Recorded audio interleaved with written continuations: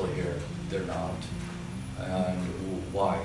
You know, sometimes it feels very, I'm saddened, but then I realize there must be something within me that's gave me a purpose to survive.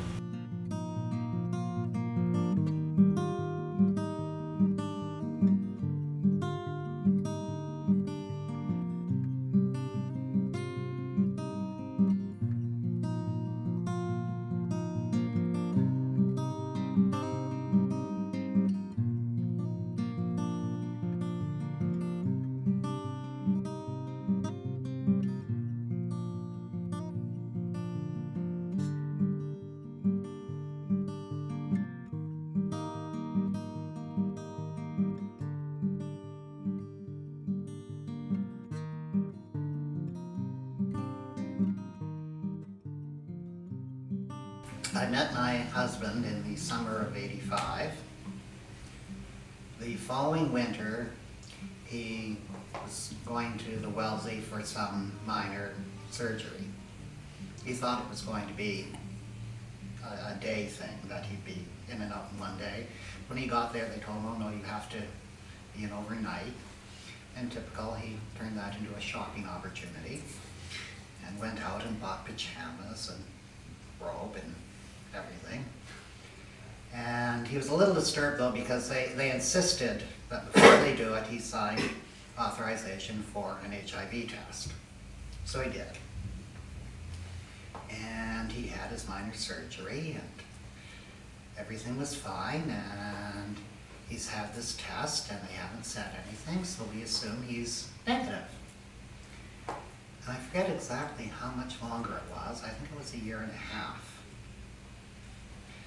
He was working a night shift, so he was home through the day, and a public health nurse knocked on the door to tell him that he had tested positive 1.5 years before.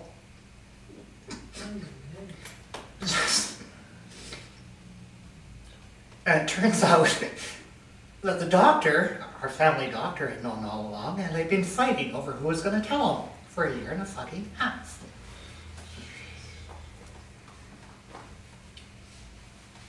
So I assumed that I was positive from that moment on, although I didn't bother to get tested till 90.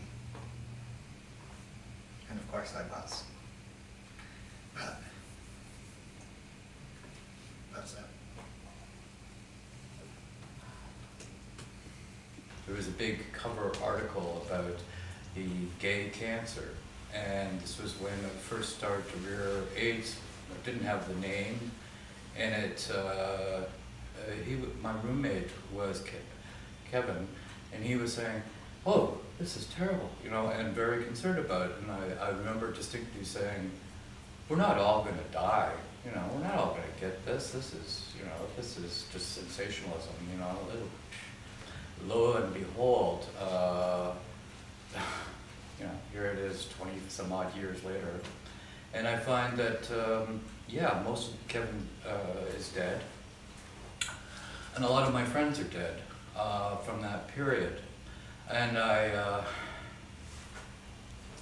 feel their loss. I feel the loss of that joy that was at that particular point in my life. First time I heard about AIDS, I was in high school, and there was some jokes going around, which were sickening, really. But for some reason, I thought I was invincible, and the antibody test came out in 1985, and at the time, people that were getting diagnosed with it were either sick in the hospital. It was very rare that people would go and just get checked out. But I had to know. Things started happening to my body, and again, operating in denial mode. Didn't get tested. And then continued just to work and, you know, concentrate on work, and Then all of a sudden I came down with I was got a flesh-eating disease, which is most people don't survive, and I sort of beat that, missed a finger, got it amputated because I had flesh-eating disease, but the odds of me surviving were quite amazing. I shouldn't be here. And then at the end of that hospital stay, I was informed that I had an awful lot of thrush and that they strongly advised that I have a HIV positive test. This is like, I said, I can't do that right now. I can't, I've been at death's door already. And then sure enough, you know,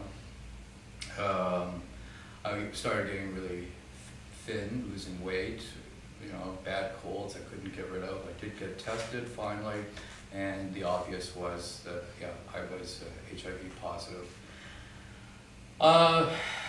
So operated from there, started monotherapy, but didn't take the full amount that my doctor wanted me to take.